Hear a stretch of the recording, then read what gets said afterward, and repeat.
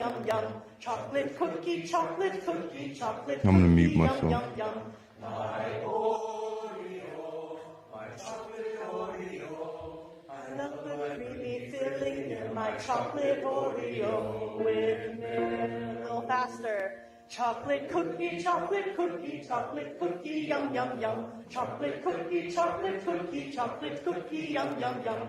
My Oreo, my chocolate Oreo. I love the creamy filling in my chocolate Oreo with milk.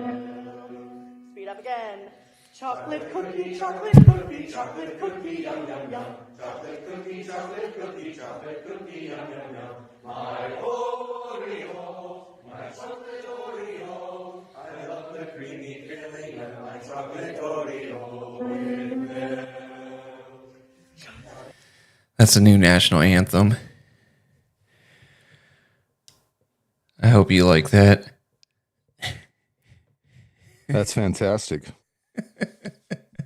That's how'd you come across that?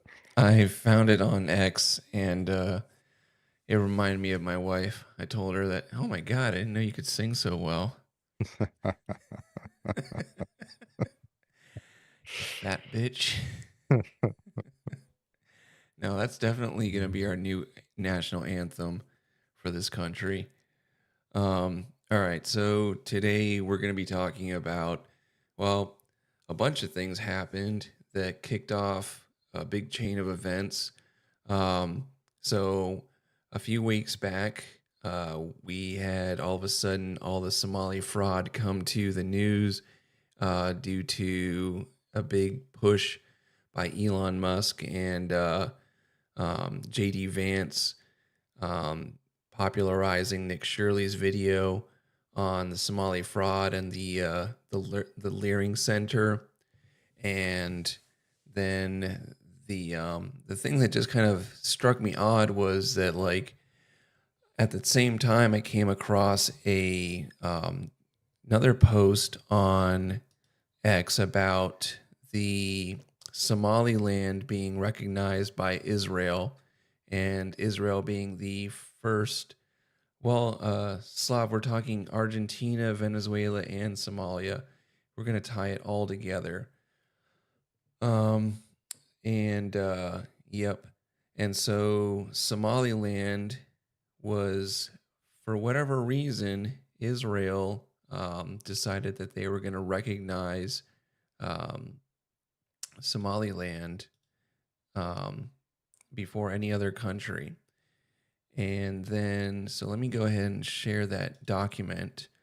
This is on the 26th of December, the official declaration of the Republic of Somaliland, which is a northern part of Somalia, and that is by the Bab Maldab Strait, which is across from Yemen.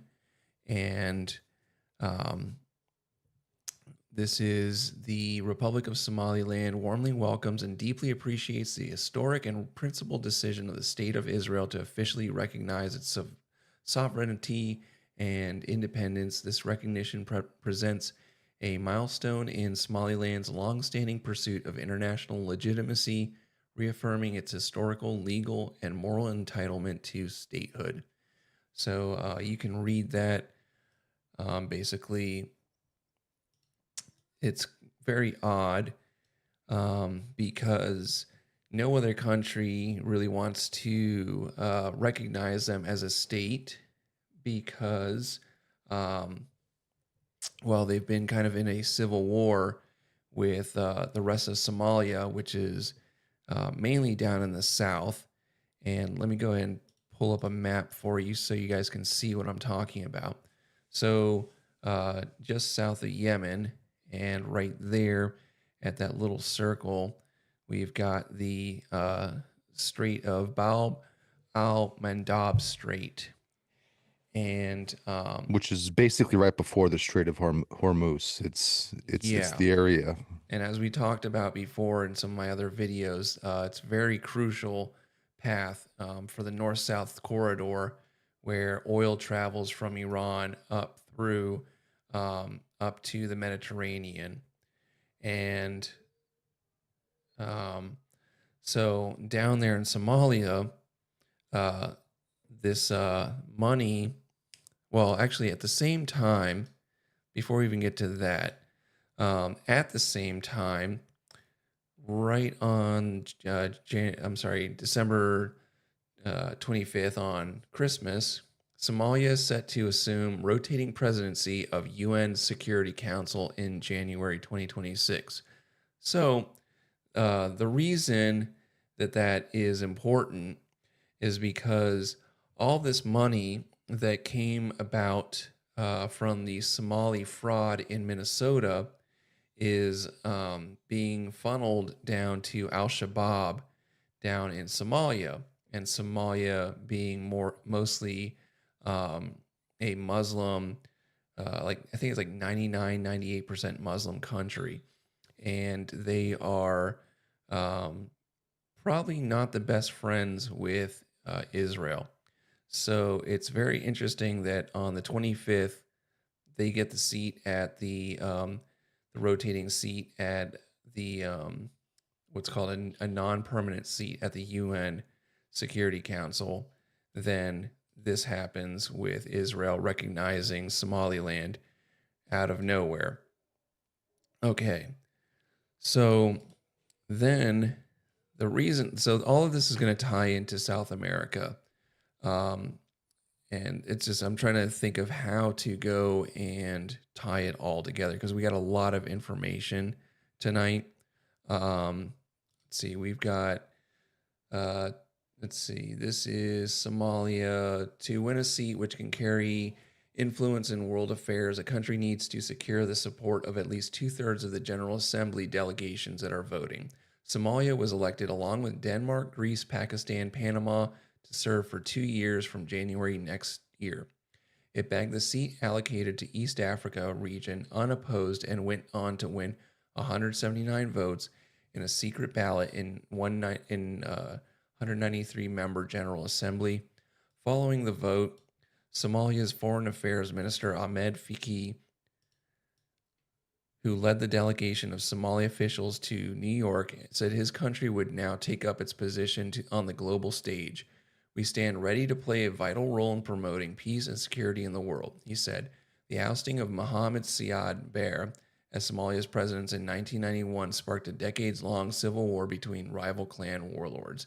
Over the years, the UN and African Union have played key roles in helping establish a central authority. Somalia has been battling the Islamist. I might have those mixed up. Let's see. Okay, Somalia has been battling the Islamist militant group Al-Shabaab, which still controls large parts of the country. The Al-Qaeda allied fighters want to topple the central government and establish their own rule based on the strict interpretation of Islamic law. In recent months, the government has intensified its fight against the group as foreign troops withdraw and pass the baton onto the Somali army. James Swan, the UN Secretary General, acting special representative for Somalia, said the country's experiences placed it in a unique position to contribute to the Security Council's deliberations on international peace and security. Somalia has come a long way over the past 3 decades on its path to peace, prosperity, and security, Swan said. All right. You have lag on the stream? Okay. Shit. Let's see. Let me go and make sure. See, I'm on fucking shitty Wi-Fi internet. I'm just gonna make sure I'm recording on here. So then we've got the security expert. Let's see. Nope, not there.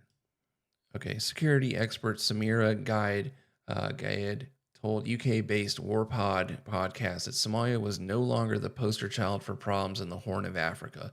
The UN Security Council has significant responsibilities and can authorize peacekeeping operations and impose international sanctions. Last December, it lifted a long-standing arms embargo on Somalia. The non-permanent members of the council are allocated by region, but unlike the 5 permanent members, they do not have the power of veto. So really what the problem right here is, as you can kind of see how this is getting tied into Israel, is that not only are they in a very strategic location over there in the Horn of Africa, below the Strait of Hormuz, is that they're going to be, as a lot of UN countries and the ICC are recognizing Israel's war crimes. This is now going to be a big problem for Israel, and which is exactly why they would go and recognize this one country where they can start funneling weapons and basically have an ally to cause problems for this region here. Let's see. There's also been talks that the the land of Somaliland may end up becoming the place where they ship out the Palestinians to, because they don't necessarily have uh, a country which is willing to take them in the Middle East. There isn't a country that's raised his hand and said, "Hey, we'll take them all." I know that there's been some talk of taking them to Egypt and taking them to Jordan, but the idea has been floated around that Somalia and Somaliland will potentially be one of the locations in which the displaced Palestinians will be taken in. Well, the reason that they can't go into these other countries, like Egypt, for example, is because they're being bought off by us selling them weapons, which Correct. is a, yeah. So then on top of this, we've got, here's where it gets starting to get tied into the Somalians and the Jews. Let's see, United Nations. This is off of the United Nations website. This is a file you can find where they admit that they're trying to do a replacement. Here is the article as well that you can look up that they deleted, but there's basically the report considers replacement migration for 8 low fertility countries: France, Germany, Italy, Japan, Republic of Korea, Russian Federation, United Kingdom, and United States, and 2 regions, Europe and European Union. Replacement migration refers to the international migration that a country would need to offset population decline. So this is them like in 2000 of March 17th, 2000, admitting basically the clergy plan. And then they obviously deleted it.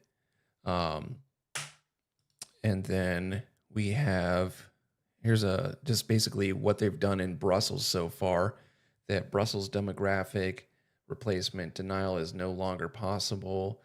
3 out of 4 children are of non-European origin. And so that's what they started to do in Minnesota. And on top of that, we have, let's see, is this, they're in 2024, 2025, they are allocating $6 billion to assistance for these illegals. And then here's an article where essentially Tim Waltz is wearing your There are some issues with the stream from what the chat's saying. yeah, I'm recording it now, so I may re-upload it later. I think it's just my Wi-Fi is really shitty. So, but let me see if opening the door does anything real quick. Pardon the fuss, folks, but we'll get it straightened out. Worst case scenario, the live may have some issues, but the repost of of the stream shouldn't have any issues because everything's clear on Dylan and our end. Yeah. So the largest funder of Al Shabaab is the Minnesota taxpayer, which is an article here, and that ties into Tim Waltz.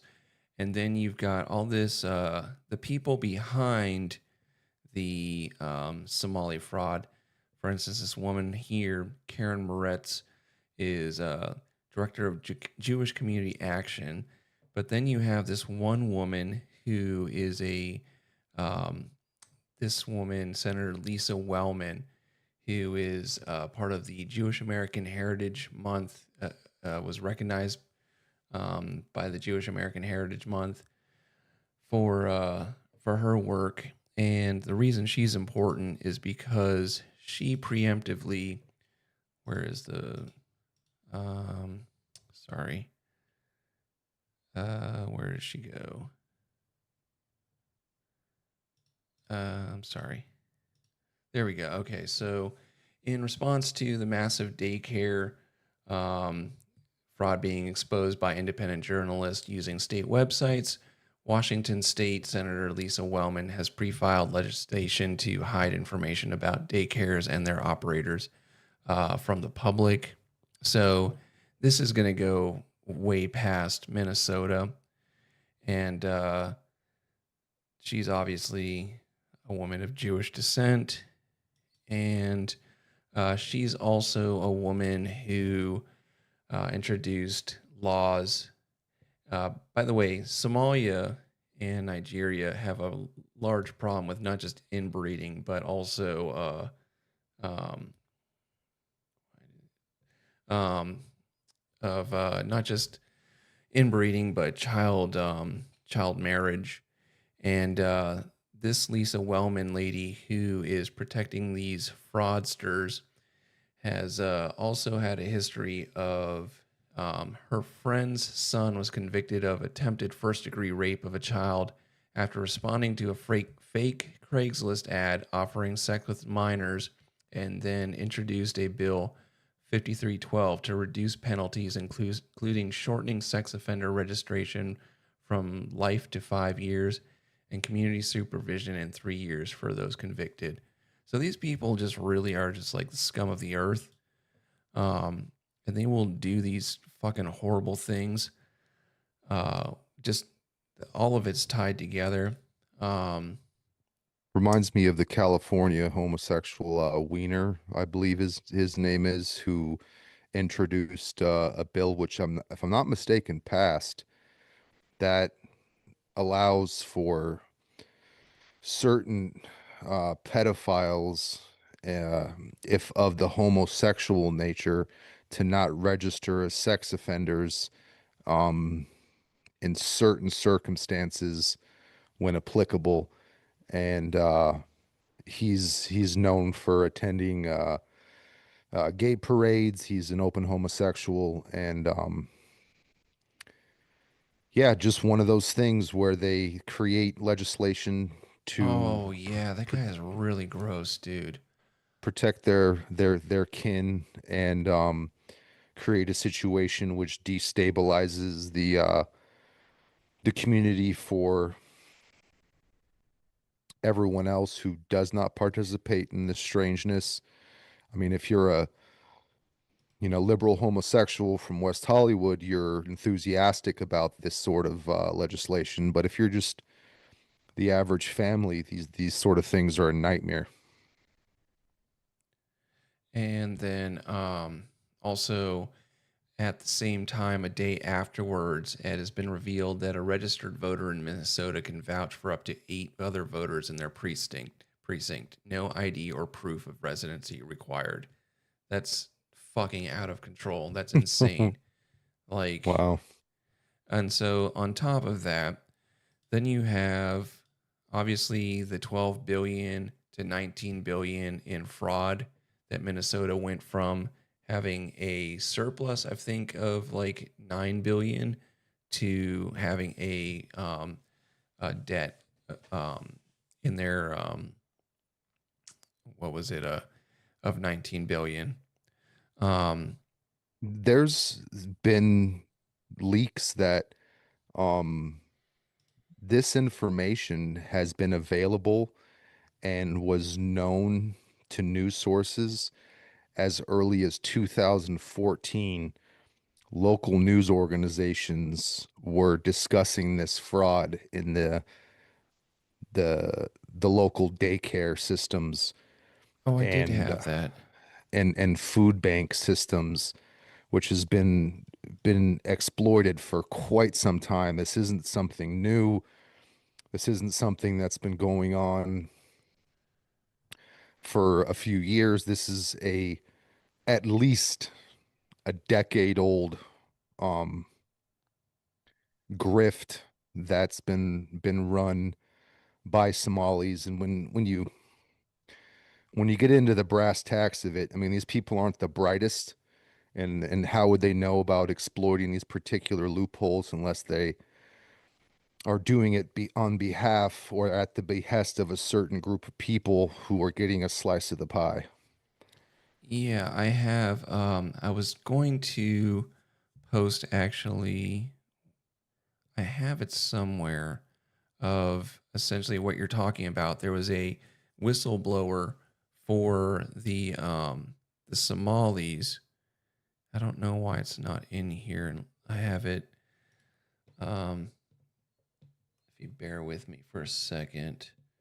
And this Nick Shirley guy uh, has been to Israel and went on a tour of Israel and also went on a tour of I think it's El Salvador, the country with the largest. Seacott. Yeah. Yeah, so he's got deep connections to certain institutions which allow him access to things that the average person it would never be allowed to run in these circles. We know he's a member of the LDS Church, uh, probably a Freemason, and it's fair to say he's been propped up, positioned, and became the voice of this particular fraud to run cover for other stories that they want out of the spotlight. Whenever these sort of things pop up, it tends to be to control and create a narrative rather than the actual perpetrators who are engaging in these things being brought to light, or to just run cover for something that's far more serious and detrimental to the American people that they want to keep out of the news cycle. Okay. I got the picture up of in 2022, a disabled Somali whistleblower came forward to expose some of the fraud happening in Minnesota. And afterwards, he feared retribution from the Somali community, so he fled to Africa. And then when he got there, they beat him. If you're having trouble with the stream, it is just us. Probably it's probably my shitty Wi-Fi. I'm not connected to hardwire, so I'm recording it. So I'll upload it later on, so that it's clear and crisp. So unfortunately, I don't know if it's just gonna look shitty for you guys in the time being. I apologize about that. Um, so then we go on to there is the Health and Human Services Secretary, finally responded after everybody was going crazy on Twitter hearing about this news, um, and froze payments. Basically, like this is an NGO scheme, and so that's kind of like the Somalians and the Muslims are doing the same thing that the Jews have been doing with these NGOs, and I'm sorry to hear that, Bileblade. He said he's from Washington. I used to think that that place looked really cool, but they really fucked that place up for you guys. Um, but like, there's all sorts of fraud that's being shown up now.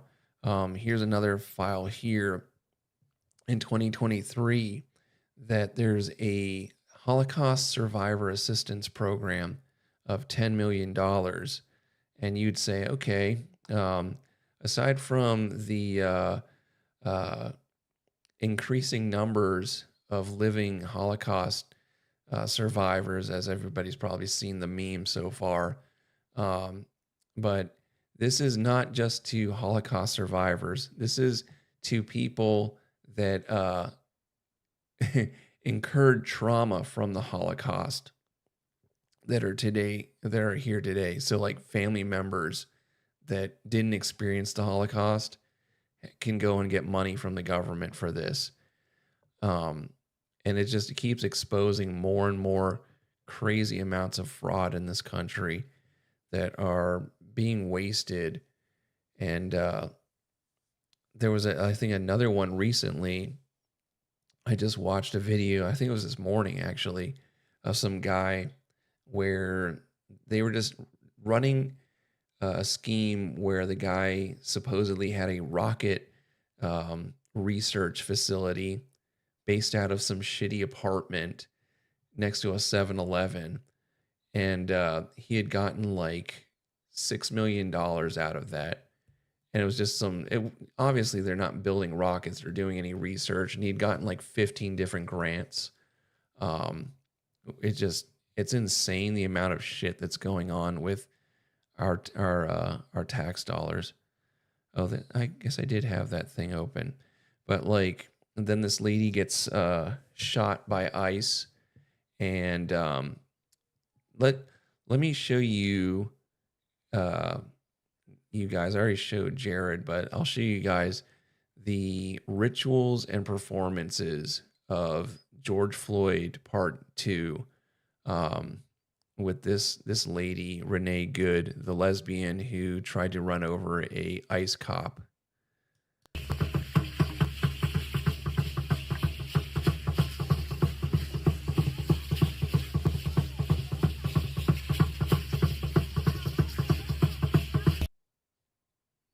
What do you think that like that?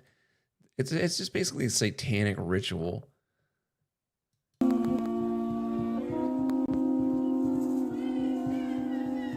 I would I would say it is. You know, based on the studies I've done,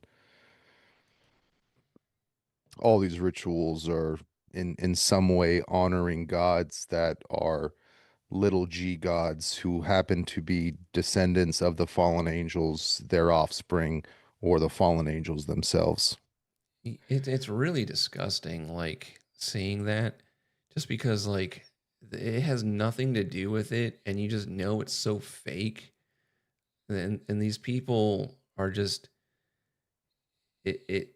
I saw there was some video game that came out recently that they had like a preview for, and it was really shocking. I don't know if you know what I'm talking about, but it was like all these people with like kind of like orcs and like just all sorts of people at some kind of ritual like pagan celebration, and then the center was like some Burning Man statue thing and made out of like reeds, and then inside of it apparently was some guy that was to be offered as an offering that was going to be burned. He was like tied up inside this giant like straw man, like man made out of straw and stuff that they burned. It's that's essentially the effigy that's used in the Burning Man ritual. There's a film called The Wicker Man from the early or late 90s, which discusses this in detail,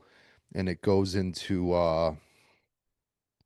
I don't know if it's an old Norse um ritual, if I'm not mistaken. It's a ritual that was done in Europe, but Like that it's movie a they came out with.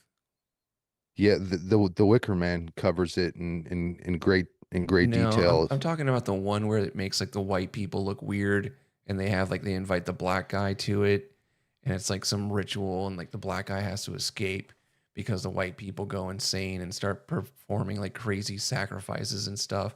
But it's all the same like Moloch. It kind of just looks like that big bull statue.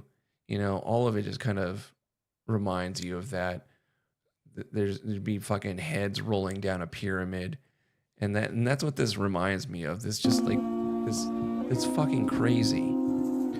And that's why I believe there's such an international um coalition of satanic networks, whether these institutions or organizations operate in Colorado in the United States.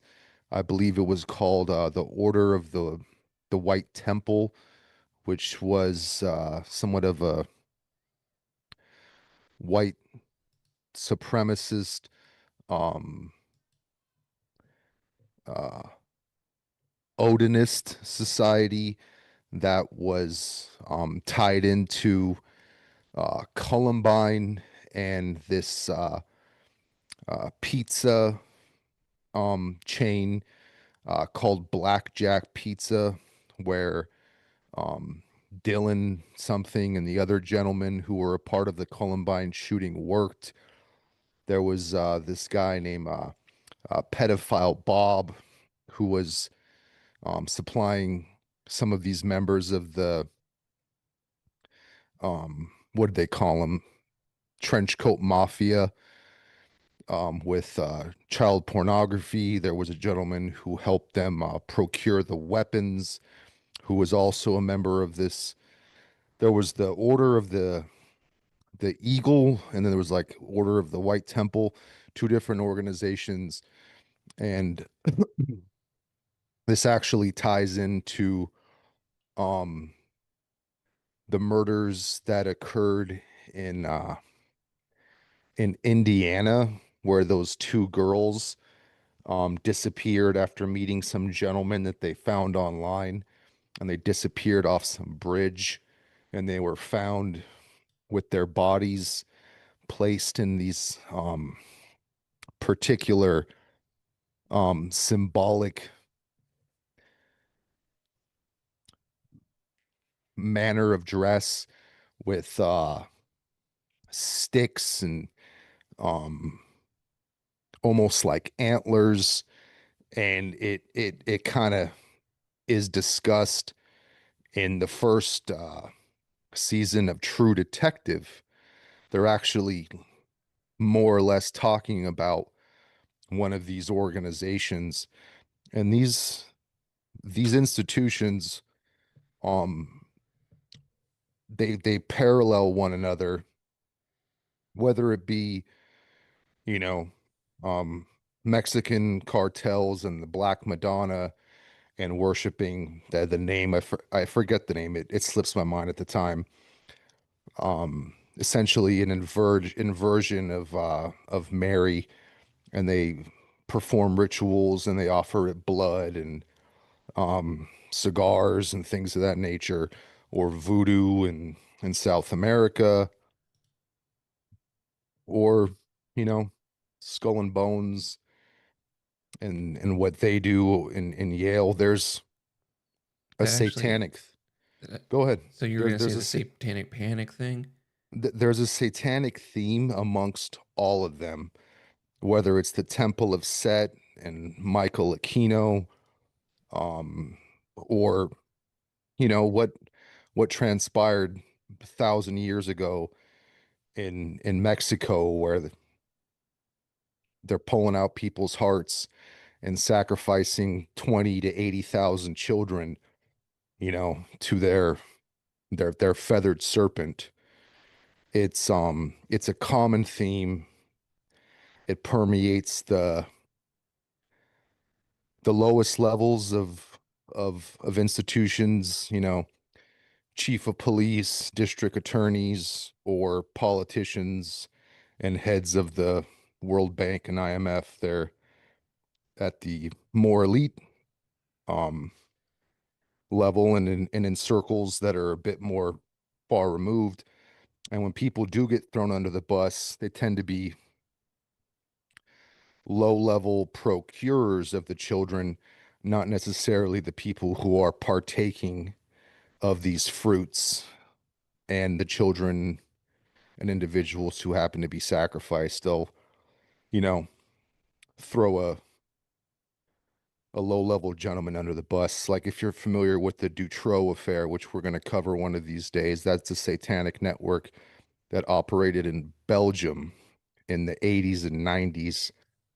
And he had a dungeon. He was procuring children, had about, I think, 7 different properties. It's got links to people going all the way up to the King of Belgium.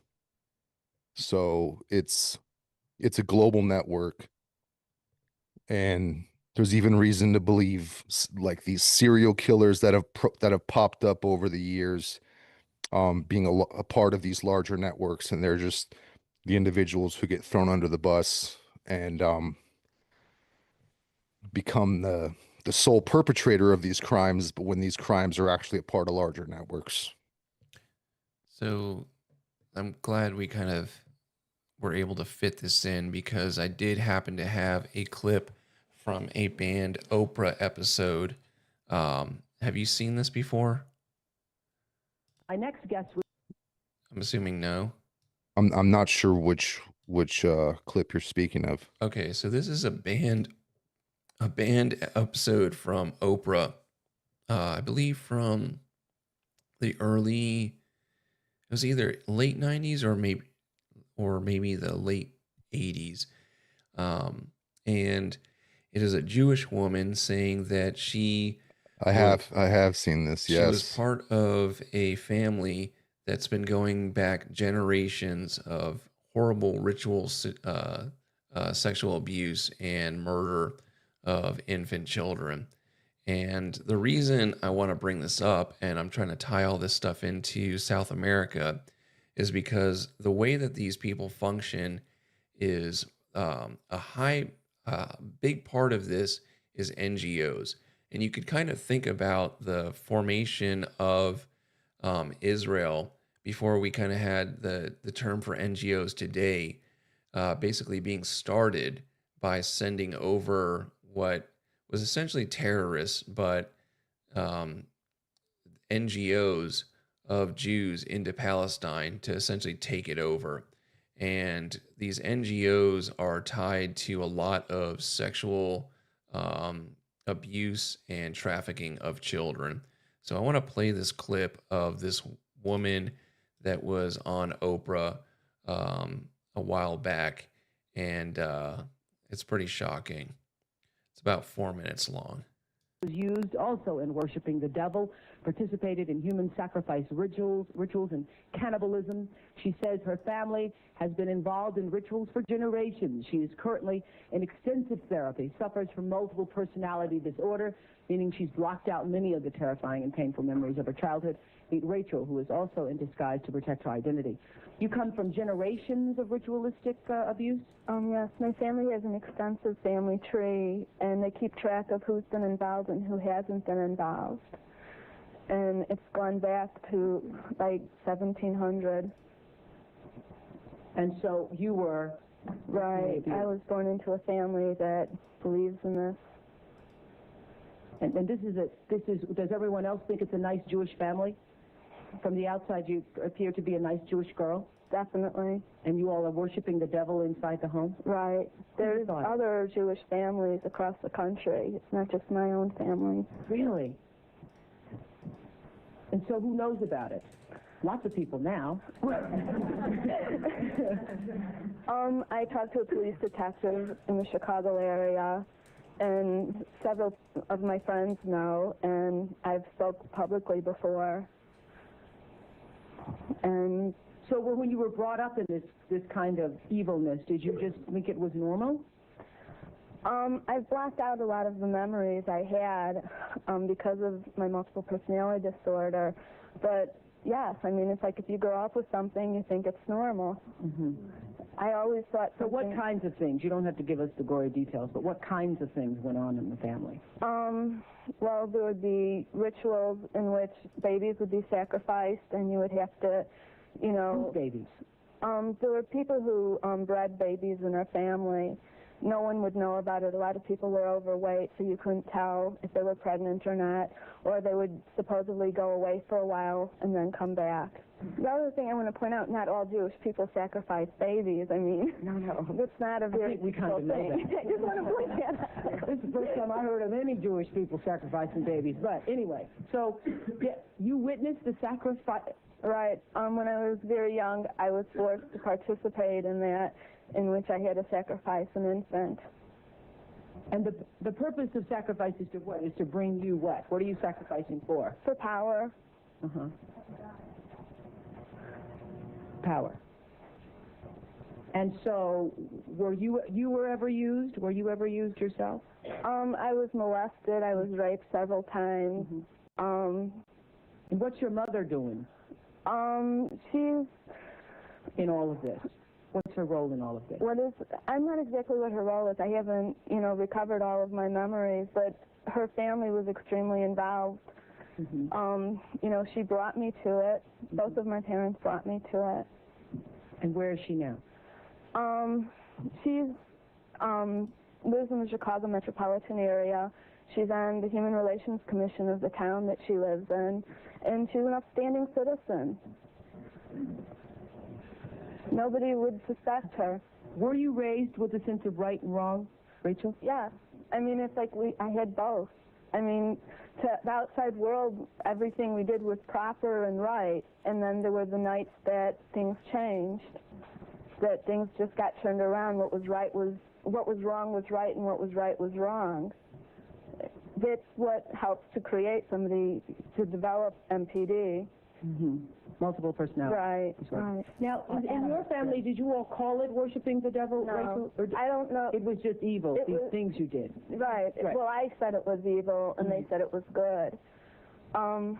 There's a book that I had just come across called Lilith's Cave, which is a book of Jewish mysticism and supernatural, and there's a lot in that book that relates to what I, endured when I was a child.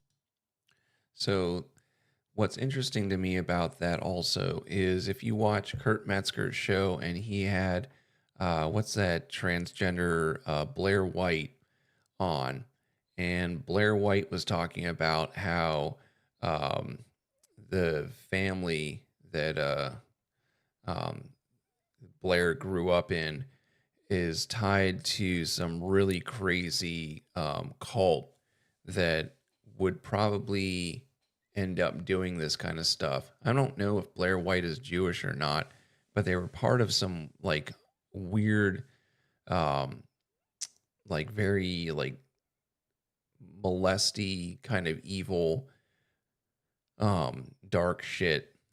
And Well, go ahead. that ties into what was discussed on previous episodes. The network that was brought to light that was occurring in Israel in June of 2025. Multiple individuals described satanic ritual abuse in the Knesset, and they're describing horrors that they suffered as children.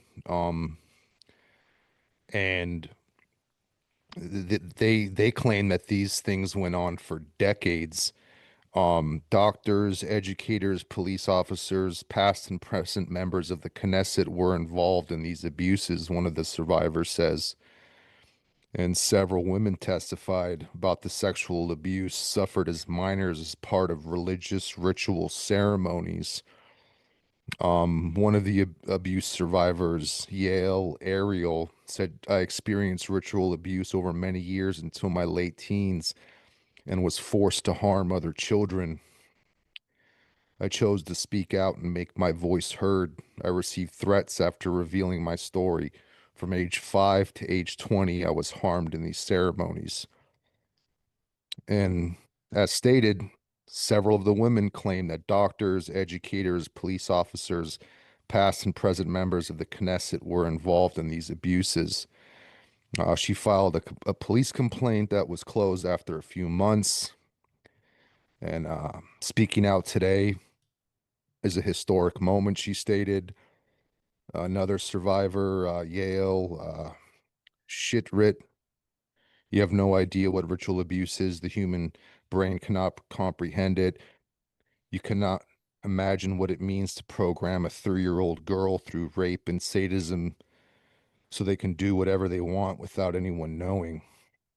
The trafficking of me happened all over the country. They moved me from ceremony to ceremony. Naked men stood in a circle. My therapist, her husband, and her son harmed me, and there were dozens of other girls and boys who harmed me. There were ceremonies and rituals meant to make me forget. So MK Ultra type programming, Project Monarch type ritual sexual abuse, and it is just one example of a vast global network. For instance, the Detroit case in Belgium, which was occurring all over Central Europe, to what occurs here in the United States and South America. I know Oprah was involved with a strange orphanage situation. Erica Kirk and her Romanian angels were accused of making children disappear and child trafficking by the Romanian government, and their organization was disbanded. It's a global child trafficking network, and it's essentially the currency to get into the highest places in banking, politics, and media. In order to move up in the world, you need to participate in these things, and there's essentially blackmail on one another, so that by taking part, you're implicated, and should anyone go down, they'll throw one or two people under the bus, but the network continues because it's an octopus. You chop off a limb, and like a lizard whose tail got cut off, it just grows right back and continues on. And you've also got, classic examples that are well known and documented that are public of the Franklin scandal here. Um, and so I just kind of wanted to bring up the fact that, like I said, NGOs will be a big part of this, and there are some really dark things that go along with these NGOs. So now that we've kind of established that recently the Somali fraud thing has kind of kicked off a big awakening of these NGOs and what they're doing. The NGOs are becoming a problem for Australia. That's what's basically responsible for Bondi. And then the things going on in Venezuela. That's the way that they take over these countries, just the way that they did with Ukraine. In Ukraine, the way that they got the government to be overthrown was giving supplies to the protesters, and that eventually helped them survive out the winter and be paid to go and overthrow and protest the government without having to worry about the cold and being paid for things. So then they started doing that there in Venezuela and Iran, paying protesters and paying off government officials for regime changes.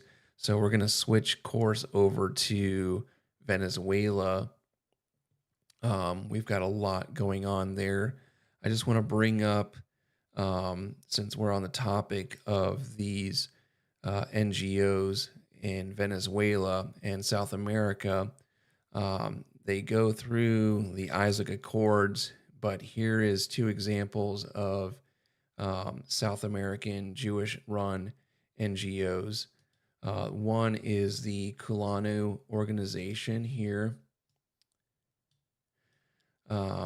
It is a Jewish nonprofit organization dedicated to supporting Jewish communal life among lost and dispersed communities, primarily in Africa and Central America. The organization was founded in 1994 and is associated with dozens of communities around the world. The organization is noted for actively in supporting members of the Lemba people who wish to practice Judaism. Related efforts by Kulanu include the development of indigenous form of Jewish practice, such as the production of Jewish liturgy with African melodies and rhythms. Then we have also the Society for Crypto-Judaic Studies. And I mean, it's literally crypto Jews. I mean, it's not even like being, uh, you know, um, what you call it, like Obfuscated. They're quite clear about what they're saying. or no, not even just being like calling them crypto Jews as like a slur, but like this is the Society for Crypto Judaic Studies. The Society for Crypto Judaic Studies is an American nonprofit organization that promotes historical research and contemporary developments concerning Sephardic crypto Jews and their descendants. The organization studies the Jewish diaspora originating from Spain and Portugal that fled to the New World during the Inquisition. Founded in 1991, the organization hosts an annual conference and publishes a biannual journal. And this is their symbol right there. As if you want to talk a little bit about this, that reminds me of this other thing that's become very well known of this trafficking thing that is this Israeli guy. Oops, my bad. With this one Israeli NGO trafficker that was running one of the biggest sex trafficking networks. I don't know if you saw that going around on Twitter recently. Are we talking about Lev Tahor? I think he's a Lev Tahor guy. Okay, so it's this guy right here. I'm going to save the image and put it in there, and I can pop it up on the screen. If it's Lev Tahor, they were giving Jews a bad name, so they got banned from the United States. They got banned from Israel. They made their way down into Bolivia. I don't know if it was Nicaragua, but they made their way into South and Central America, and they're known for, marrying 12, 11, 8-year-old girls to grown men, and they've been accused of um, child trafficking and sexual abuse of minors. Yeah, there was a guy that was actually kind of like almost kind of doing the Nick Shirley thing and was down there in Central America. And the picture I've got on here, I think this guy looks like the Lev Tahor guy, or he is just very similar. But they basically had these kids and these people trapped as basically sex slaves in these sheds. And this is Interpol arrests Israeli Yoel Alter, leader of one of the largest child trafficking rings in the world, and he is ultra orthodox sect leader. So I'm assuming he might be that guy that I saw from Lev Tahor. If not, I mean, there's so many pedophiles that seek refuge in Israel, but that's one of those groups that is down there in South America that, like, you don't think about South America as having like Jews or anything like that, but there's a bunch of these like weird cults that are down in Central South America, and it's kind of like what they do in Israel, where from what I've heard, the people that they send over there to displace these people in Palestine are the most insane fanatics that they can find and the most disgusting people that they can find, because they're going to be up for doing the most brutal, disgusting things to these people and securing the land. And so it's no wonder that these people are out there. And it kind of reminds me of I've been kind of watching like Warhammer 40K lore. I don't know if you're familiar with it at all, but they send out these people that are just these lunatics that are kind of like um, very zealous um, religious fanatics of the imperial order, and they just spawn these crazy like death cults and all sorts of stuff, and it sounds so profound and crazy, but it's actually true. But I'll let you get on with talking about Venezuela, and you had some stuff to say about Juan Guaido. Yeah, I just wanted to um get into discussing the coup, an attempted coup that occurred in January of 2019, when at the time U.S. President Donald Trump essentially appointed Juan Guaido as Venezuela's interim president, despite Guaido not having won the presidential election.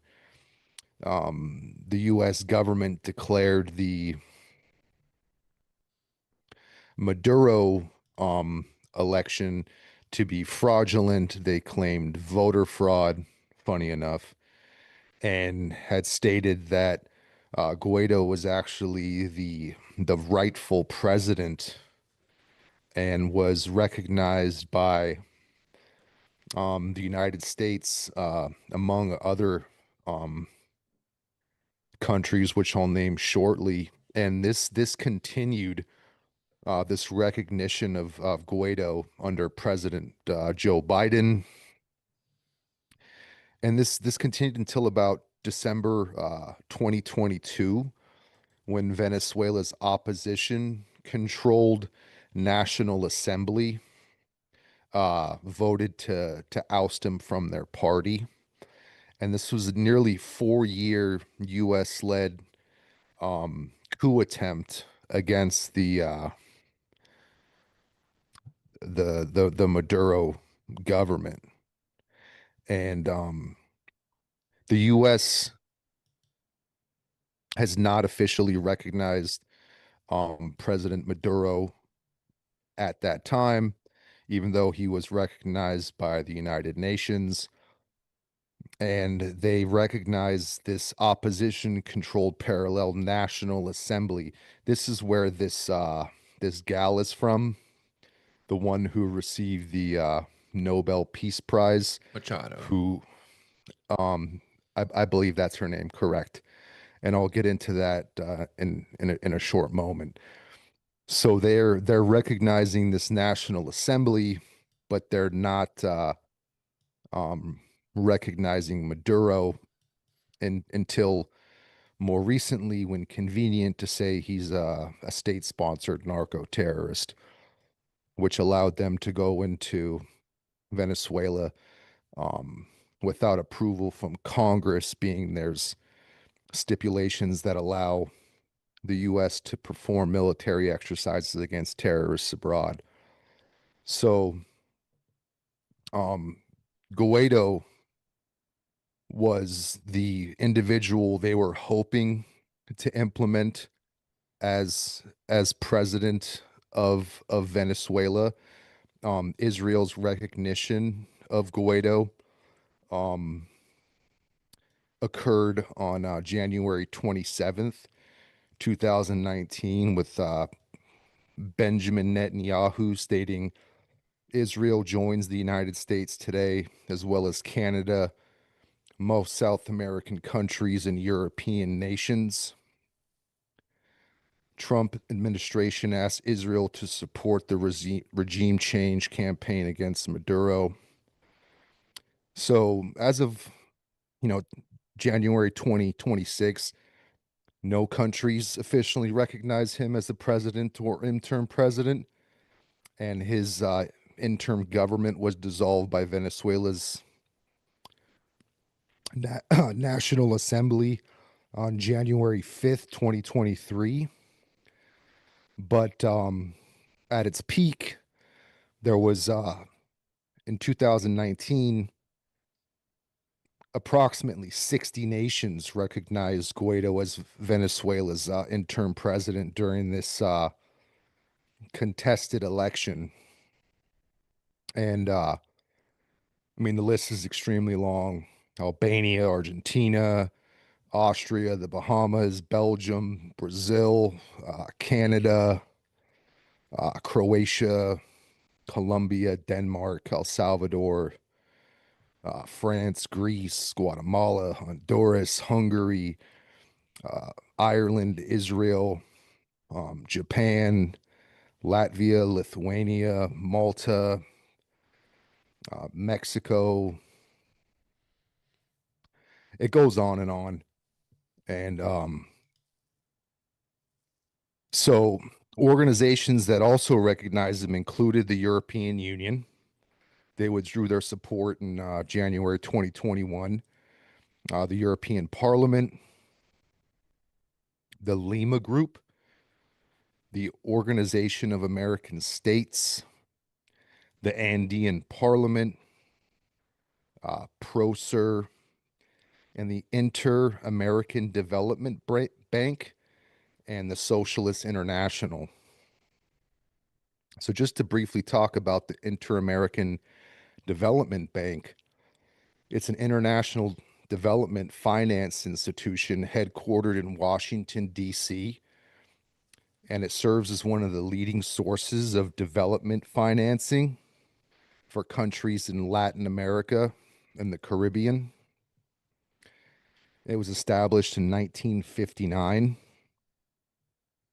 And similar to the International Monetary Fund and the World Bank, it provides economic, social, and institutional development and regional integration by lending governments and subnational agencies, NGOs, developing new financial tools, creating and enabling conditions for private sector-led growth.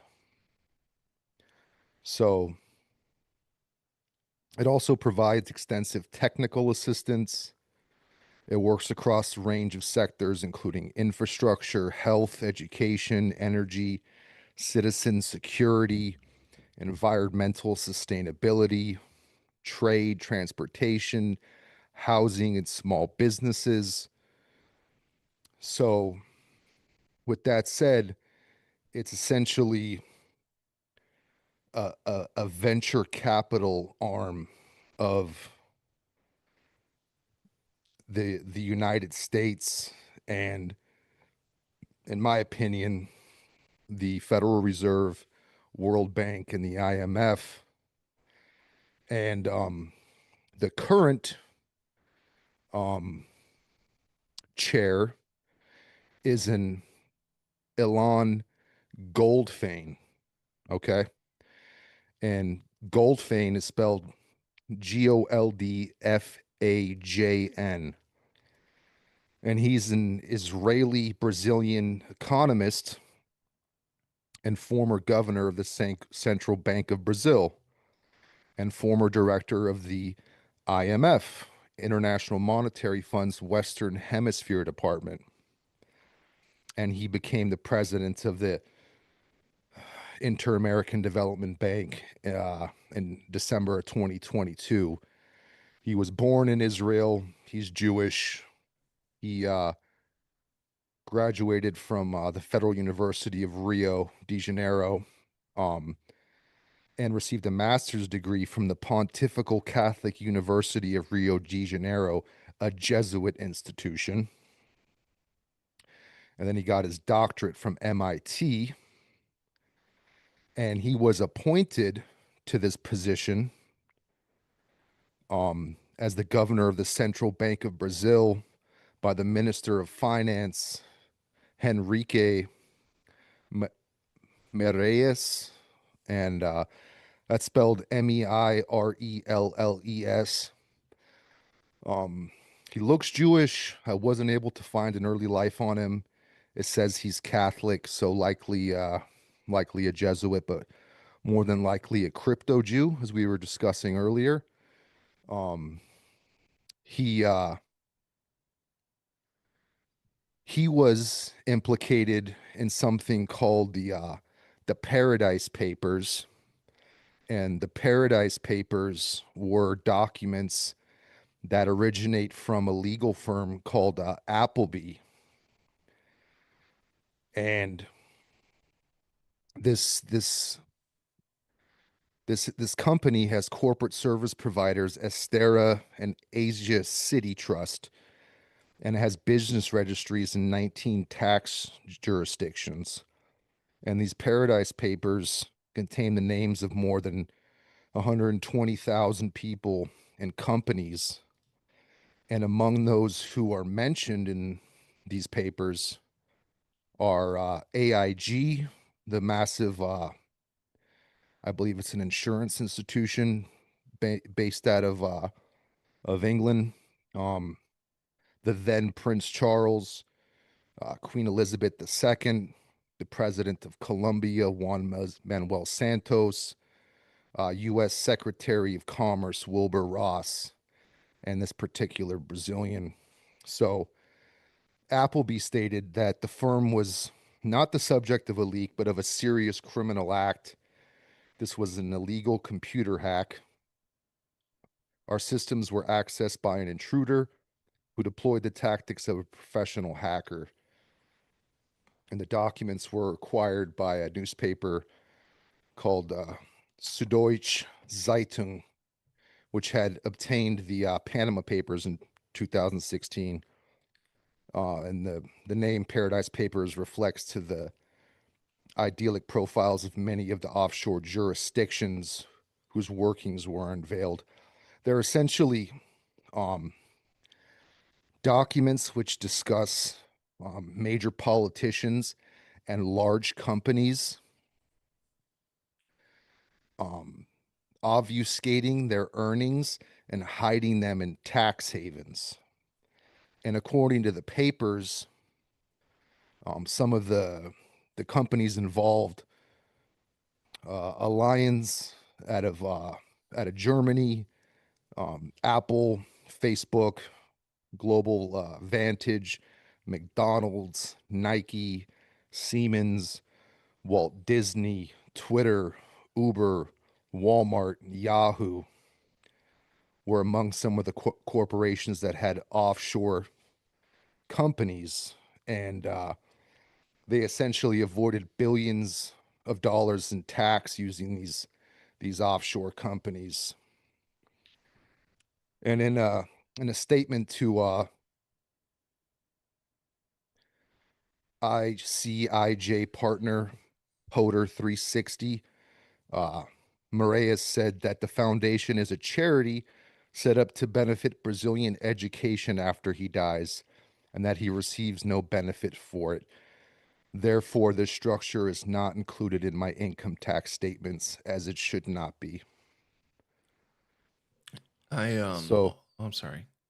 no, it's just showing that the individuals who are involved in the backing of Guaido and the organizations which they represent, there's a Jew, a schemer, or a grifter behind every corner. And it goes up to the highest level of the corporate world. And it it's quite rampant on a global scale. So the head of that Inter-American Latin Bank out of Washington D.C., um, Elon Goldfein, was chosen as Central Banker of the Year by Banker Magazine 2017. Um, on September 13th of 2021, he was appointed director of the IMF's Western Hemisphere Department.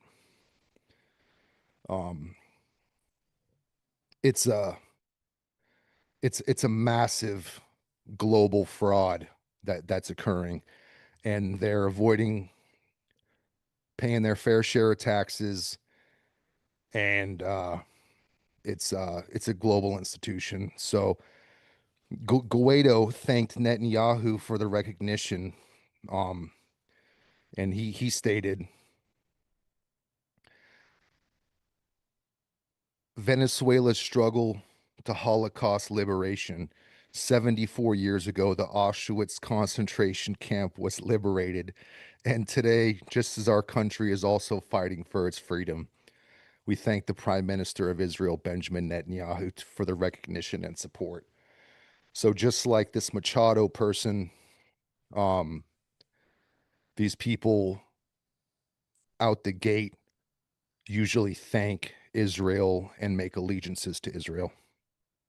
So while you were talking about that, I had a letter from Machado to Maria Machado to Netanyahu, dated in December 4th of 2018, asking Netanyahu for help in battling anti-Semitism. It's in Spanish, but you can get it translated by Grok if you want. Essentially asking for help to fight systematic uh, anti-Semitism in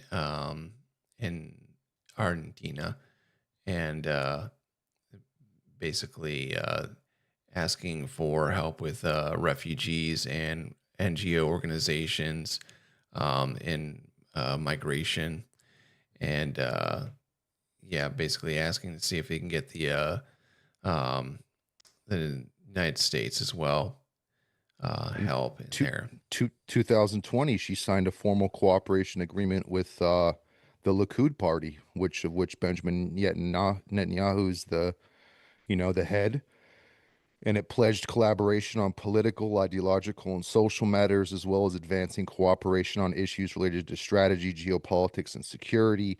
It is explicitly stated its goal is to bring the people of Israel closer to the people of Venezuela, while advancing together the Western values of freedom, liberty, and market economy. And she described this as sending a clear message to Maduro, and indicated that she came to power, she would restore diplomatic relations with Israel. Yeah, so that was in I was going to bring up next, which is a big part of this whole thing with Venezuela and Argentina, um, the Isaac Accords. And so the Isaac Accords is a much like the Abraham Accords that Trump was so proud of himself for creating peace in the Middle East that did not happen. Uh, the Isaac Accords is a diplomatic, economic, and cultural initiative aimed at strengthening cooperation between Israel and Latin American countries. The name alludes to the Abraham Accords, the 2020 agreements that normalize relations between Israel and several Arab states. It was first announced in 2025 of June by Argentina's ambassador to Israel, Rabbi Shimon Axel Weinisch, who previously served as personal rabbi to Argentina's President Javier Milei. The announcement followed the awarding of Genesis Prize to the President Javier Milei earlier in 2025. Additional details about Isaac Accords were announced following the award ceremony where Milei received the Genesis Prize, an award that is sometimes also called the Jewish Prize. So, some of you may have heard me talking on Low Value Mail a week or so ago about this Isaac Accords and Genesis Prize here. The thing that need to get into discussion is so the original excuse that we were giving was that Trump was saying we were getting rid of Maduro because of the cocaine trafficking. Here's evidence of it being bullshit. Number one, first off, Trump pardoned this guy, the former Honduran president who was convicted of drug trafficking 400 tons of cocaine into the U.S. Venezuela barely moves any kind of cocaine, definitely not 400 tons worth. And this Juan Orlando Hernandez, who he pardoned, I'll give you a guess as to why this guy got the pardon. But here is a little information about him. In 1991, Juan Orlando Hernandez graduated from Israel's Mashav, a young leadership program. In 2019, while president of Honduras, his government recognized Jerusalem as the capital of Israel, for which he received the Friends of Zion Award. So that's bullshit number one. And then Marco Rubio, who... That's what I was about to mention. There's Marco Rubio's connection to his stepfather, who was involved with that particular gentleman and happened to work for him for an extended period of time when he was 16. Involved in essentially narco trafficking. Yeah.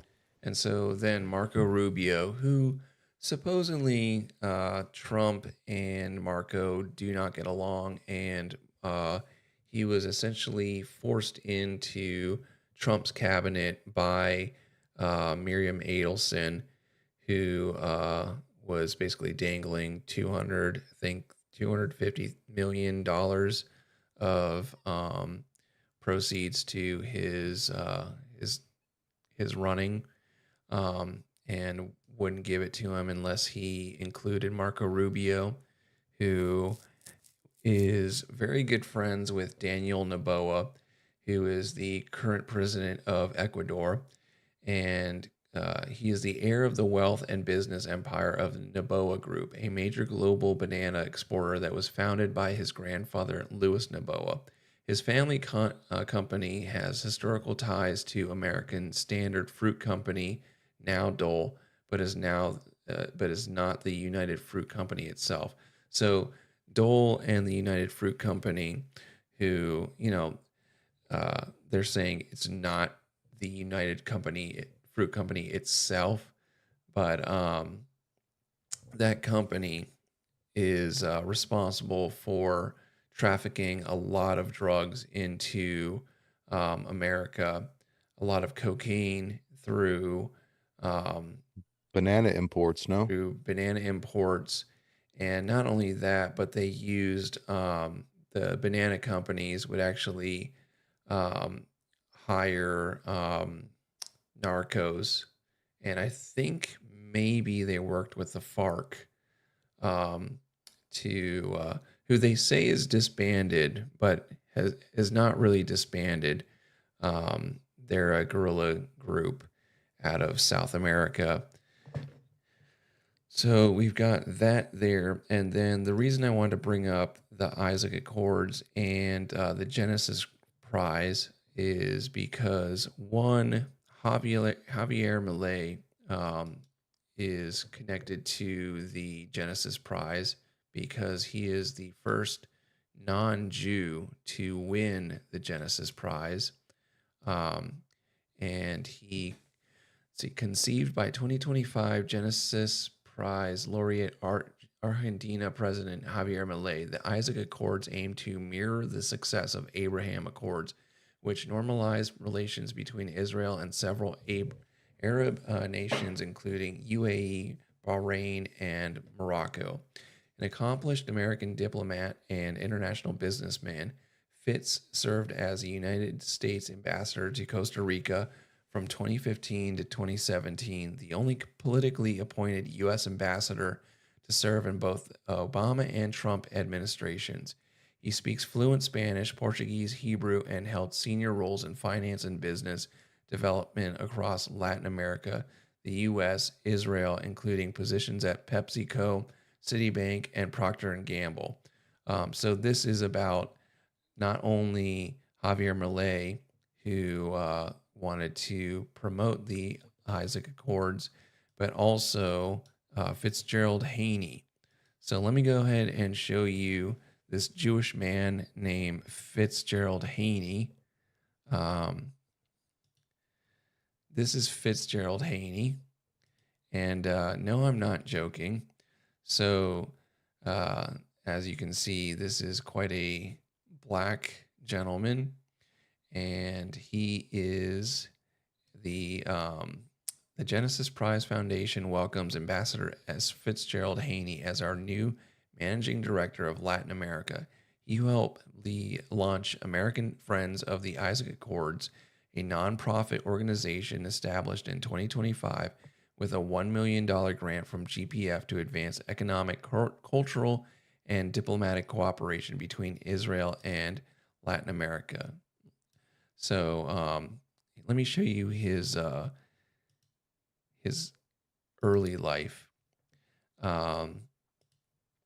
Stafford Fitzgerald Haney is an American diplomat and businessman who served in the U.S. ambassador to Republic of Costa Rica from 2015 to 2017. He was nominated U.S. ambassador by President Obama. And then this is what he looks like. And then, oddly enough, he converted to Judaism. As they usually do. Yeah. Outwardly, but or the other way around, they'll convert from Judaism to Christianity, but are still practicing Jews, like the crypto Jews of the Iberian Peninsula, who were forced to convert in 1391 for the first time, and later again in 1492. So it's either individuals who convert to Judaism outwardly, like Donald Trump, or they are Jews and they convert to Christianity to hide their Jewishness.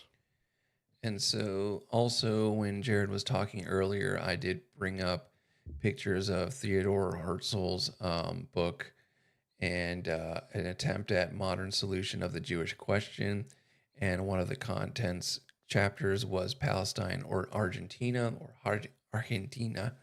And the reason this becomes important is because, one, if you know a little bit about Argentina, the economic history of that country is very, very chaotic.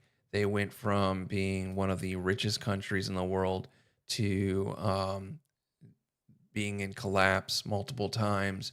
And there's a thing that started in kind of the Jewish migration. Well, I'm going to read the wiki for this. It's called the Endinia Plan.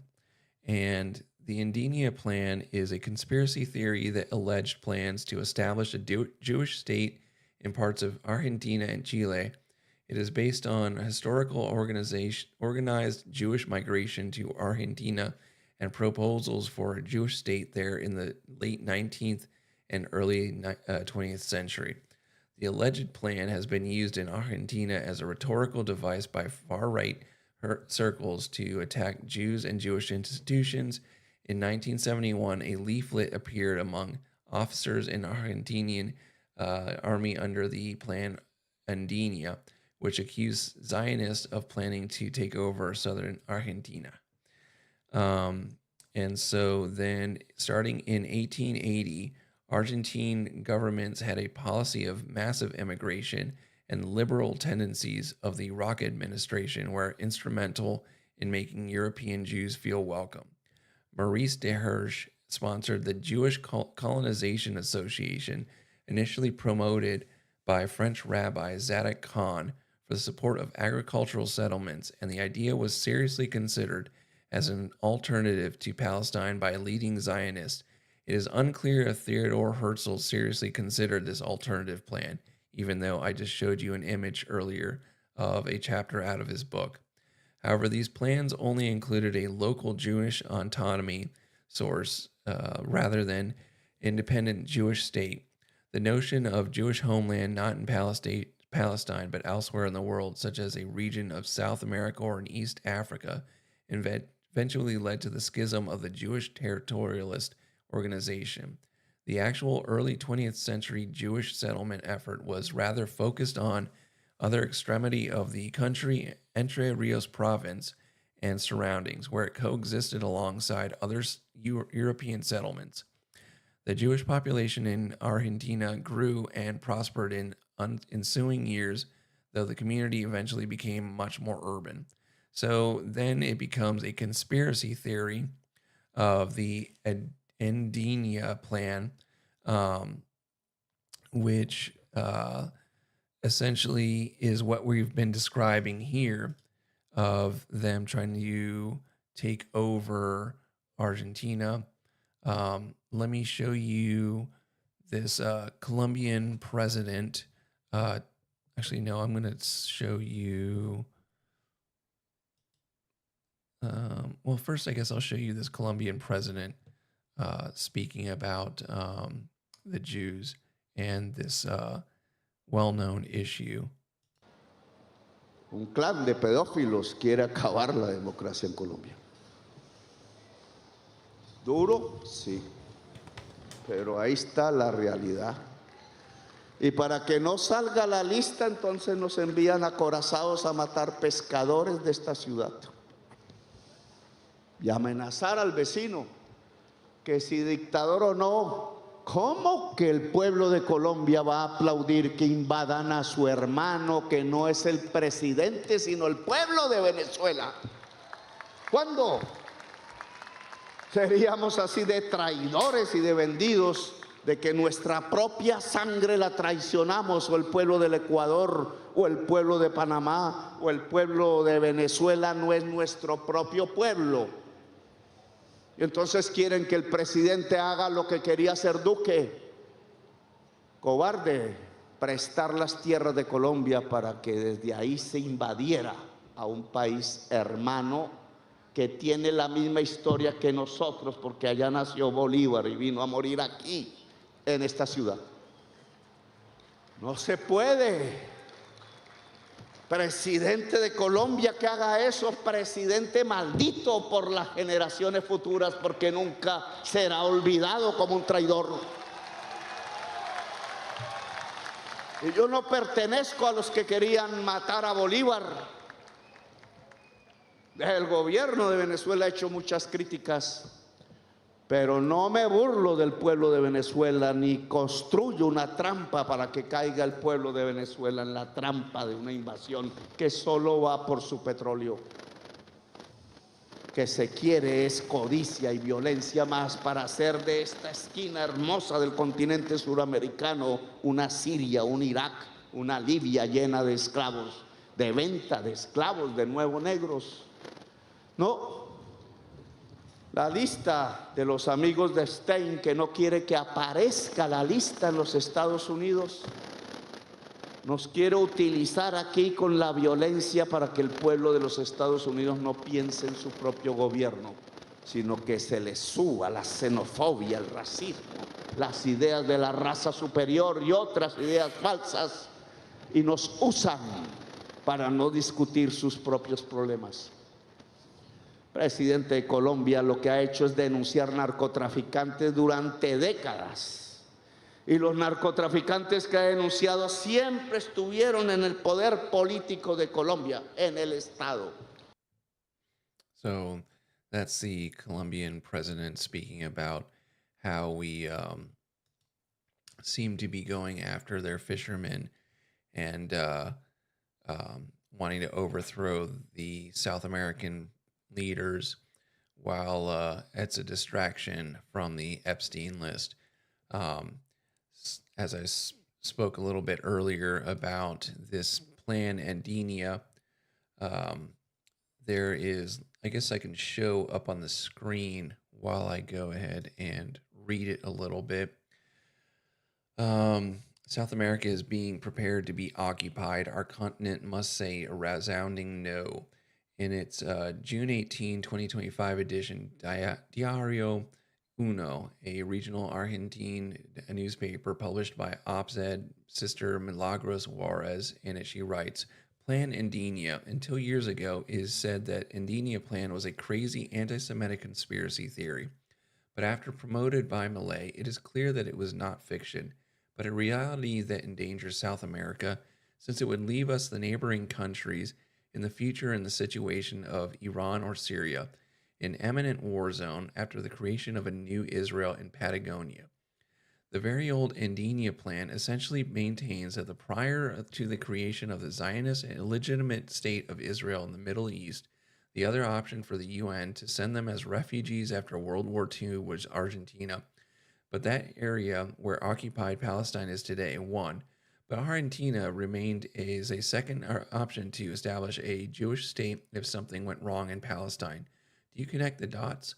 Following the assumption of the presidency of Javier Milei to convert to a convert to Judaism, in accordance with the Andenia plan, there was a massive acquisition of land in Patagonia by Israeli businessmen at the rock bottom prices, as well as various undervalued resources and direct flights from Tel Aviv. These flights, however, could not, for now, touch an area that the Malvinian veterans had saved through legal means. The final straw came last Friday when, just hours before Israel attacked Iran, Malay posed with Netanyahu. Bilateral agreements also came into effect so that Jews who move into Argentina can have their social assistance and insurance benefits recognized. Why, hours before the attack, did Malay put the finishing touches on what appears to be the mass exodus should Israel eventually lose a war against Iran? So, one, that's saying that for whatever reason, all of a sudden now, Jews who have never worked or resided in Argentina can go and collect social assistance and insurance benefits if they do, which I believe will lose a war to Iran. Just going by how this last venture went when they showed that their Iron Dome was not very great, and they basically got their asses kicked. And in order to save face, the United States had to step in and kind of make uh, Iran look like they were giving up, and Iran kind of just played with it. But I would not count on Israel to do very well, um, especially with the backing and cooperation of Russia, as it seems to be happening. So, South America is being prepared to be occupied. Our continent must say a resounding no. We are Christians. We speak Spanish. We must not receive any kind of exodus from another continent. We have not yet recovered from the Venezuelan exodus. I ask the Heavenly Father to give the indigenous leaders of South America and all the people the strength not to let ourselves be invaded like Palestine. We saw the fate that befell them from being trusting. We have families to protect, an ancient heritage that must not disappear because Zionism destroys everything it touches. I leave this in the name of Jesus Christ. Amen. So then we have the Andenia plan right there with Theodore Herzl. There was also a documentary that was published in 2021 in the UK, and it got banned, and the channel got fined for airing this documentary on the Plan Andenia. I'd like to go and maybe watch that later on. The other thing that we have going on is, I think, scroll up a little bit. But as you know, Argentina is burning right now. And so I'm going to go ahead and play another video from a general in, let's see. Una versión Sorry, it's a little loud. Go ahead and. So this is General Roberto Bandini, who later recanted his words, but he is basically, what they're going to say is that at some kind of visit that he made to a barracks, started talking about the Plan Andina, and then now he's kind of recanting his statements on the existence of this. And so it's about 2 minutes long, and I'm going to go ahead and play it. Obviously, you can understand why he probably took back his words. Periodística que citó polémicas declaraciones del jefe del ejército volvió a enrarecer el clima político dentro del gobierno. Pero la preocupación oficial duró poco, hasta que el propio general Roberto Bandini desmintió ante el ministro de Defensa José Pampuro las expresiones que le atribuyó un diario económico porteño en las que supuestamente advertía sobre intenciones de grupos judíos de apropiarse de la Patagonia. Desmintió, es decir, si no tiene mucho más para decir, si este es un tema que no viene de su persona, explicaciones no debe tener muchas para dar. Con desmentirlo y saber que no son sus expresiones basta, ¿no? Según el diario, Bandini había dicho que pequeños grupos israelíes, ocultos en empresas turísticas y en algunas ONG. So as you can see right there, he's talking about the Plan Andina is being hidden behind tourism companies and certain NGOs.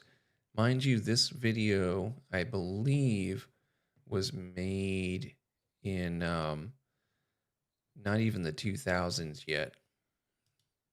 Intentaban quedarse con la mayor reserva continental de agua potable y de hidrocarburos que hay en la Patagonia. First exposed as... When was it first? Well, the first, let's see, publishings of what people claim it to be goes back to Theodore Herzl. Well, no. So a 1971 leaflet appeared among officers in the Argentinian army under the name Plan Andina, which accused Zionists of planning to take over southern Argentina. So this is the first kind of like recorded, actual like recorded in modern times of this plan. Wow. So, let me go ahead and finish this clip. And they're talking about right here the largest continental reserves and portable water and hydrocarbons in Patagonia. And while we're right there, before I go on with this clip, I just want to show you something else, because remember, this was made quite a few decades ago, and look at what happened just recently. So this is a post right here. Our water was privatized to Israel by a company called Mekarot. This is the Argentinian water being privatized. So let me go ahead and finish this. La información explicó que el jefe del ejército sostuvo esto en una clase de la Escuela Superior de Guerra y en recorridas por unidades militares. La noticia causó preocupación en la comunidad judía. Lo que sí tenemos en claro es que si el general Bandini en su declaración telefónica o explicación telefónica me ha desmentido totalmente aquellas versiones que se han lanzado en el día de hoy, implica que habrá algunos otros elementos que desconocemos y que de parte nuestra continuaremos la conversación la semana próxima, porque ha sido desmentido de que haya acusado algún grupo de hacer algún tipo de operación. A fines de mayo pasado asumió Bandini en reemplazo del general Ricardo Brinsoni, tras una purga de más de 20 altos oficiales de la cúpula del ejército. Hasta esos días, Roberto Bendini, de 53 años, era comandante de la 11ª Brigada Mecanizada de Río Gallegos, un hombre de confianza del presidente Kirchner por su relación de años en el sur argentino. Pero más allá de las desmentidas de Bendini, el ministro de Defensa, José Pampuro, anunció que el próximo lunes creará una comisión para investigar el episodio. ¿Qué asidero tuvo esta versión? ¿Qué intereses se movieron en caso de que haya resultado falsa? ¿Qué opina el gobierno? Okay. So, like I said,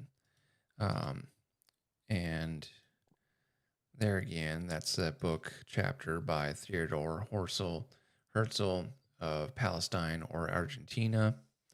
So, I know I've been talking quite a bit, so if you want to say anything, I have other clips that I can play as well, but I've quite a few actually. I actually had something I wanted to share, which I've probably shared on other videos which we've made, but it was a proclamation made by Theodore Herzl in Switzerland in 1897, and it has to do with Freemasonry. And as many people know, Freemasonry is a global institution, and it states that Masonic lodges established all over the world offered to help us achieve our independence. Those pigs, the non-Jewish Masons, will never understand the final object of Masonry. And that said, Freemasonry is a Jewish establishment whose history, grades, official appointments, passwords, and explanations are Jewish from beginning to end. That's Isaac Mayer Weiss. They use these secret societies to infiltrate, take hold, and grip the reins of power from one country to the next. They topple and overthrow the powers that present opposition to the will of the Jewish people. And the Jewish plan is to establish a global society run by the Jew on behalf of the Jew, and Jews have stated on the record that they believe they'll get 2,800 slaves per Jew when their Messiah comes. They're working on rebuilding the third temple, and the train station, which has its terminal in the area where the third temple is planning on being built, is named after Donald Trump. So it's a global network, whether it's going on in Africa, China,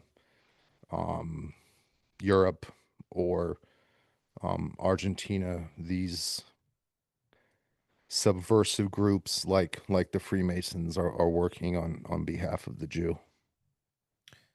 And so much like, as I said before, they were trying to create a Palestine. And what they do in Palestine is, aside from send crazies and NGOs and all sorts of insane heretics into the land and burn these people out of their homes in Palestine. That's what's going on right now in Argentina, where I've got a couple of clips of people basically, well, first, this is the one that went viral recently. Una hora te vas ahí. I'm going to play this, and this is a IDF soldier that is posing as a tourist, and this is not the first time that this has happened in Patagonia, where a person went and burned down much of the forest. This person here is responsible for burning down a large portion of the Patagonian forest, as you can see in in this picture right here. This is what it looked like after this guy got done. So Una hora te vas de ahí. Una hora te vas de ahí. this is a Argentinian catching an Israeli starting a fire in the Patagonian forest, which led to that picture there. And obviously that should remind you of what happened in California and Hawaii. Sí, sí, dale. Por favor, allá la carpa, allá, del otro lado, En el bosque no se puede hacer fuego. Basic land grabs. Yeah. Jewish land grabs.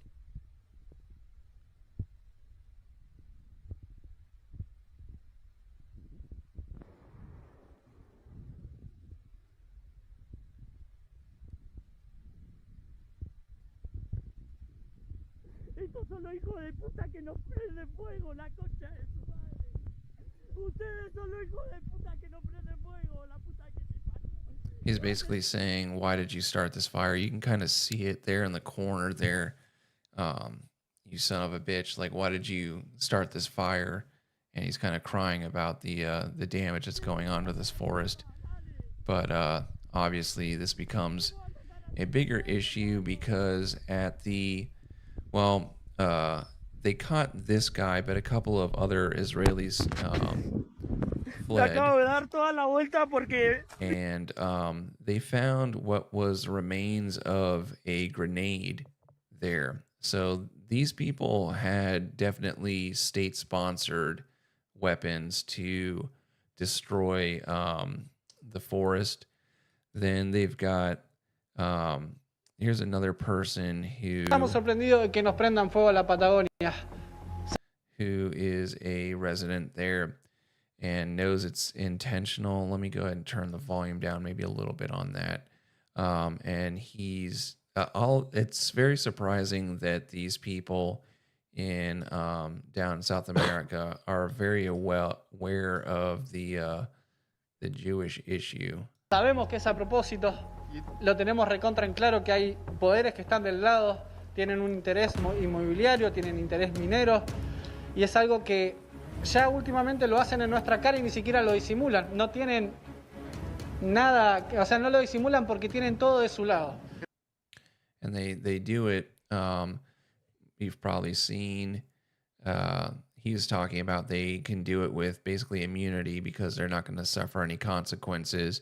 And that's why, if you've seen recently on Twitter, that there's a lot of videos of places that are just kicking out Israeli tourists because people are getting sick of them. Here is a water pump that... Bueno, acá... Let me go ahead and turn the volume down on that.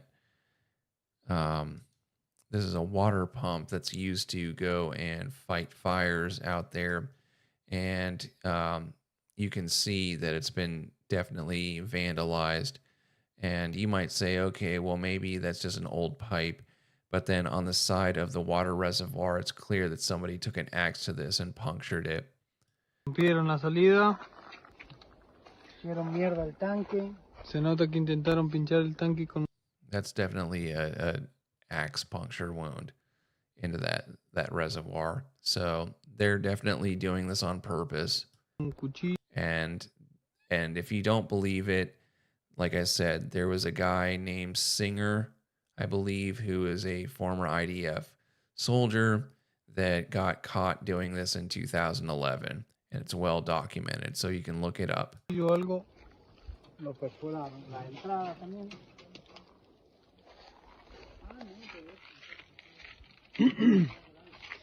La entrada del agua también. And then on top of that, we have a couple of people. Let's see. Which one? I would like to. That one is explaining the plan Antinia, but I want to go and show the woman who is actually calling out the Jews on the national news in Argentina. Let me go ahead and play that. Pero lo que más te duele es el alma y el corazón cuando ves a la gente que se quedó sin nada, cuando ves los animales muertos. Nosotros hacemos colecta, yo no puedo ni hablar de la angustia que tenemos, nosotros vivimos acá. Este lugar para nosotros es el paraíso y nos quemaron el paraíso, loco. Nos dejaron, arruinaron todo. Y acá lo que pasa es que están queriendo venderle la Patagonia a todos los judíos, loco. Esto se sabe hace un montón. Acá. So she's saying they're going to go and try to sell Patagonia to the Jews. And I don't know if you guys caught it before, but I'll explain why. Todo el mundo lo sabe, está lleno de israelitas, está todo el mundo comprando la tierra, nadie hace nada y la única gente que pone el pecho es la gente que perdió todo. Acá nos dejaron solos. So in Argentina, Javier Milei and his government, as I said before, not only did they start giving social, social programs to non-citizens, which are Jews, or Israelis, they also removed laws that previously said that, well, first off, they had laws that made it so that you couldn't develop land for 20 years after a forest fire ruined farmland. That was to go and de-incentivize people from burning land up and then trying to buy it for the cheap. Well, that was okay for a while until they removed that law. But then the other thing that they were doing too was they got a law instilled that made it so that you couldn't clear dead trees and debris. So that created a situation just like in California, which is exactly the same thing that happened. Was they made it so that in places that are subject to a lot of forest fires, you have what's called controlled burnings. And in California, they stopped doing that and said that it was to go and protect, forests and all that. And all that does is create a bunch of tinder that's ready to be burned very quickly. And if you have strong winds, it'll catch the entire forest on fire, which is what you're seeing in this picture here. And so they made it so that it would be very quick to catch on fire.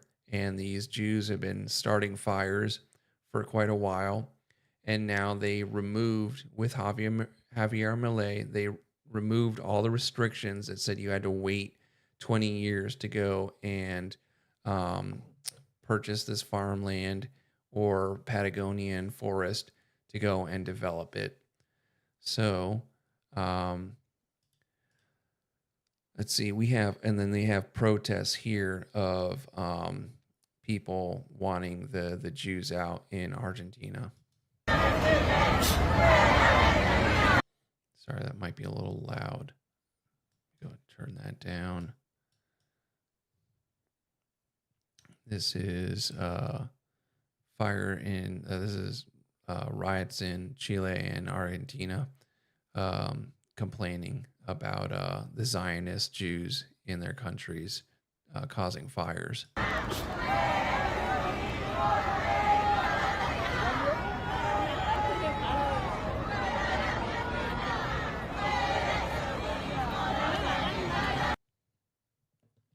And then let me go ahead and play. I think I have. Okay, so here's one explaining the fire laws here of what I was talking about. En cuanto a tierras rurales, My bad, let me close that. Okay, this is just a quick little thing. This is him. This is a guy that works for Javier Milei. se libera la compra por parte de privados extranjeros. También se elimina la prohibición de cambiar la actividad productiva del campo por 30, 60 años tras un incendio, una ley del So what he said there was they removed the laws that prohibited people from purchasing land that were not citizens, and also removed the restrictions of having to wait 20 years for people to develop the land there. And then here is a clip from the Gray Zone explaining the Plan Indenia. So, what we've seen from these soldiers in Patagonia is that they behave as if they didn't need to respect the laws of Argentina. And then they are very rude to people. They can walk into a supermarket and start eating food without paying, for example, because they know there won't be any local authority to tell them anything, because they have political backing behind them, to say the least. And several things have drawn attention in that regard. One is that we were in Patagonia this summer, where there were very important fires, very, very important in Patagonia, right on the trails where these Israeli soldiers walk. And part of the paradox is that fires always start in Patagonia near waterways. So President Milei changed the land law and the forest law so that any foreigner could buy land in Argentina right now. And he removed the forest law, through which, if a part of a forest burns down beforehand, it couldn't be sold for 20 years. So that prevented intentional fires from starting, because if someone had a piece of native forest, let's say fine, someone else could set it on fire and come and offer it much cheaper, when in reality they keep the land, and it's still next to a waterway. So far, Oscar, there has been only one case in which a person has been found setting forest fires in Patagonia, and it was on the Chilean side, right? It was a forest of more than 15,000 hectares in the Torres del Paine National Park, and it was indeed an Israeli soldier. The soldier's name is Roder Singer. He acknowledged that he had deliberately set fire to the Torres del Paine National Park, but the Zionist lobby within the Chilean judiciary got them fined only 7,500 euros. Plus, in recent weeks, a long-standing theme has been confirmed. In Argentina, Israeli citizens will be able to have all the same rights as Argentine citizens and even collect a pension from the Argentine pension system, even if they've never worked here, and even if they don't even live in Argentina. In other words, the Argentine pension system will start supporting Israeli retirees. It's as crazy as you're hearing it. Va a empezar a mantener a jubilados israelíes. So that's I think I only had like maybe the implications here are really great for the Venezuelan people. That was just General Jack Keane having a slip of the tongue, saying that the implications for our invasion into Venezuela would be great for Israel, and then caught himself and said Venezuela. So I was hoping you would play that at some point. That's quite telling of the Gladio strategy of tension as implemented by James Angleton, who worked at the behest of the CIA and Israel, and worked hand in hand with Mossad, later operating in Europe, creating destabilization programs through assassinations, protests, color revolutions, and pulling the strings on the political structure, by implementing terror, whether it be fires like we're seeing today in Argentina, California, and Hawaii, or straight up assassinations of anyone who stands in the way. I may have not had this conversation with you, but you recall 8 German politicians being assassinated in like the course of like, I don't know, about a week. It who went up to happened like 16 or 17. who happened to vote against a proposed bill that would, hurt the German people or expand the power of the government. I don't even exactly recall what the program was, but should you stand in the way of these people, there's either character assassination and you'll find yourself being persecuted by the law, or they'll just put a bullet in you.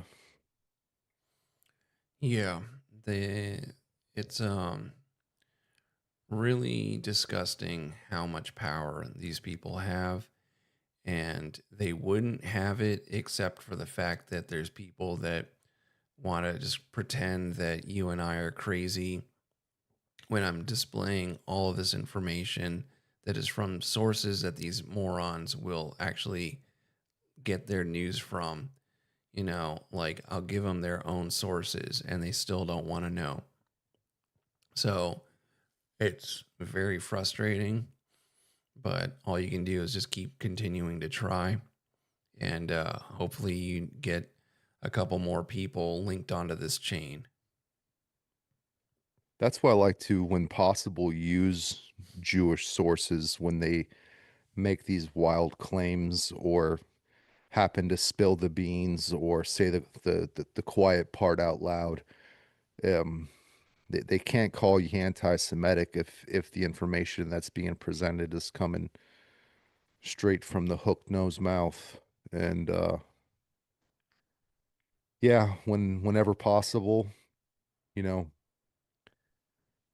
we just gotta stick to facts, and speculation only goes so far, and sometimes you just gotta stick to data. So pardon if some of these episodes are just data dumps, but it's necessary to get this information across so that you can share this with your grandma, your auntie, your brother, your coworker, because what's being presented is based on facts, and these things aren't hearsay.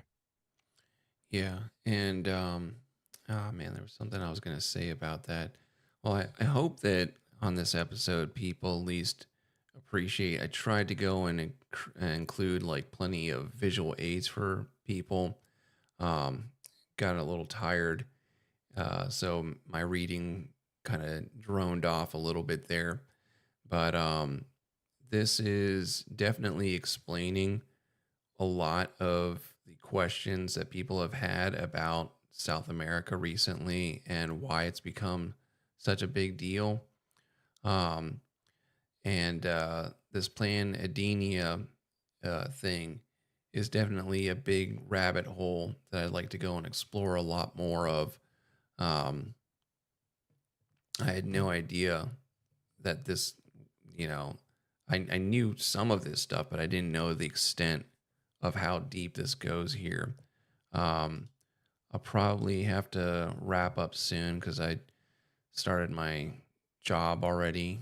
I'm back to work now. So I don't know if you had anything else that you wanted to talk about to kind of wrap up the conversation with. Well, there is reason to believe that Milei comes from a Jewish family and didn't just convert to Judaism.